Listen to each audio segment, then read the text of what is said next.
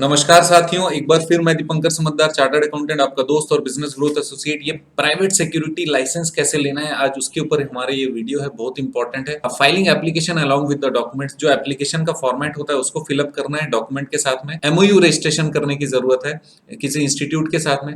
Police verification होना है। उसके बाद जो भी आप पुलिस वेरिफिकेशन होने के बाद भी आपका एप्लीकेशन का भी वेरिफिकेशन होगा।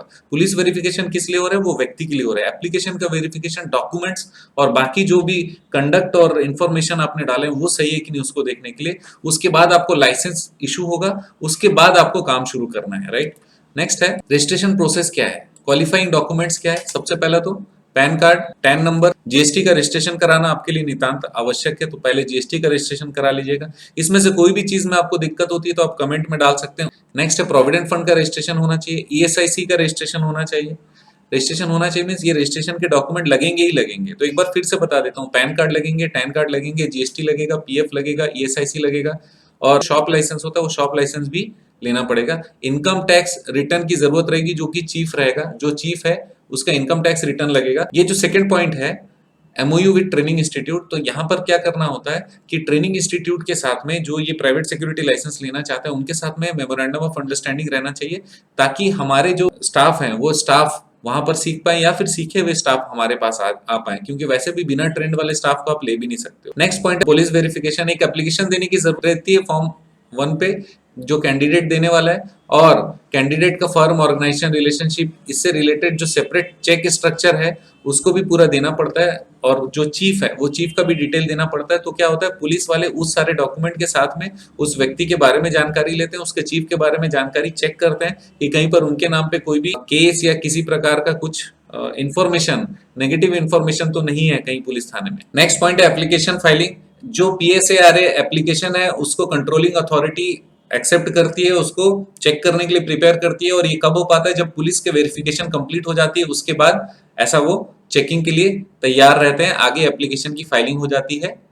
अब आपकी एप्लीकेशन फाइल हो गई, आपने अपना एमओयू कर लिया ट्रेनिंग इंस्टीट्यूट के साथ में, आपने पुलिस से वेरिफिकेशन करा लिया, उसके बाद आपकी फाइल पुट अप हो गई, जो चेकिंग होगी। चेकिंग होने के बाद में आपको पीएसएआरए का लाइसेंस मिलने वाला है। 60 डेज के अंदर में डॉक्यूमेंटेशन कंप्लीट होने के बाद में आपको लाइसेंस मिलने वाला है, और licence can be made for a local or 5 areas और ए स्टेट। इसका मतलब वो लोकल के लिए भी दे सकता है, 5 एरिया के लिए भी दे सकता है, पूरे स्टेट के लिए भी दे सकता है। Application procedure is distinctive for each state. हर स्टेट का जो एप्लीकेशन प्रोसीजर है वो अलग होना। Next states of PSARA licence. The PSARA determines the criteria. ये जो पीएसएआरए डिपार्टमेंट है ये क्राइटेरिया बनाता है, कैपेबिलिटी बनाता है, और प्रिक्लूजन ऑफ सिक्योरिटी वॉच, कैसे उसको देखा जाएगा कि वो क्या काम कर रहा है, उसका सिक्योरिटी वॉच की बात होती है। जो कैंडिडेट है उनको भी बॉसेस से कनेक्ट करना पड़ेगा, और जो इंडिविजुअल मिलिट्री, नेवल फोर्स या फ्लाइंग कॉर्प्स से रिलेटेड है, कम से कम 3 साल वहां पे उनका एक्सपीरियंस होगा, उनको भी इंक्लिनेशन देना पड़ेगा। कौन से कंडीशन है जब आपका एप्लीकेशन रिजेक्ट हो सकता है? अगर गवर्नमेंट को लगता है कि जनरल पब्लिक के लिए आपका जो एप्लीकेशन है उसको ओके करना अनफिट है, तो फिर वो आपका ओके नहीं करने वाली। नेक्स्ट है अगर कोई ऑब्जेक्शन आए, वैसी किसी कैटेगरी और वैसे किसी प्रॉब्लम है किसी डायरेक्टर का, तो फिर उनको लाइसेंस मिलने में दिक्कत होगी, डिस्क्वालिफिकेशन हो सकता है। नेक्स्ट है कोई भी व्यक्ति जो कि एप्लीकेंट होगा वो किसी इंसॉल्वेंट कंपनी से किसी भी तरीके से कनेक्टेड नहीं होना चाहिए, ना उसके बारे में किसी केस से रिलेटेड होना चाहिए। कोई भी व्यक्ति जिसको 2 साल या 2 साल से ज्यादा की सजा मिली है किसी भी क्राइम के कारण, तो वैसे व्यक्ति को ये सिक्योरिटी एजेंसी का काम नहीं मिलेगा। नेक्स्ट ये है कि अगर एप्लीकेंट जो है उसका कुछ लिंक है ऑर्गेनाइजेशन में, और उसको गवर्नमेंट ने किसी भी तरीके से बैन किया है किसी भी लॉ के अंदर में, या किसी भी करप्ट एक्टिविटीज के बारे में, तो फिर उसको लाइसेंस नहीं दिया जाएगा। गवर्नमेंट ने किसी भी कारण से मिसकंडक्ट के कारण या गलत तरीके से काम करने या गलत काम करने के कारण अगर उनको या ऐसे व्यक्ति को कभी भी ब्लैकलिस्ट किया या लिस्ट से हटाया, तो उस व्यक्ति को लाइसेंस नहीं मिलेगा। अगर कोई कंपनी, फर्म या एसोसिएशन इंडिया में रजिस्टर्ड नहीं हुई है तो उनको नहीं मिलने वाला है, या फिर उनके पार्टनर डायरेक्टर अगर नॉन रेसिडेंट है तो भी उनको नहीं मिलने वाला है ये सिक्योरिटी का लाइसेंस। अब प्राइवेट सिक्योरिटी एजेंसी होता क्या, वो इंडिविजुअल होना चाहिए या फिर ग्रुप ऑफ इंडिविजुअल होना चाहिए जिसका काम है सिक्योरिटी सर्विसेज प्रोवाइड करना। ये जो सिक्योरिटी सर्विसेज है गवर्नमेंट की नहीं, प्राइवेट फर्म या प्राइवेट संस्था की है, other than government agencies, department और ऑर्गेनाइजेशन। ये जो प्राइवेट फर्म्स हैं ये दूसरे ऑर्गेनाइजेशन को सिक्योरिटी सर्विस प्रोवाइड करते हैं, बिजनेस को सिक्योरिटी सर्विस प्रोवाइड कर सकते हैं, किसी व्यक्ति या किसी की प्रॉपर्टी को सिक्योरिटी सर्विस प्रोवाइड कर सकते हैं, और ये दूसरे लोगों को या संस्थाओं में ट्रेनिंग देने के लिए भी ये वाला रजिस्ट्रेशन कर सकते हैं। अब पीएसएआरए का लाइसेंस फीस क्या है?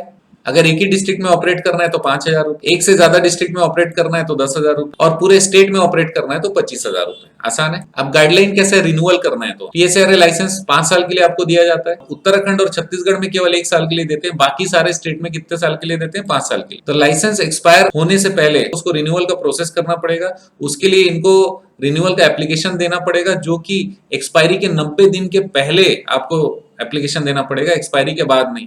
तो 90 days before the expiry of the licence, ये बहुत इंपॉर्टेंट पॉइंट है।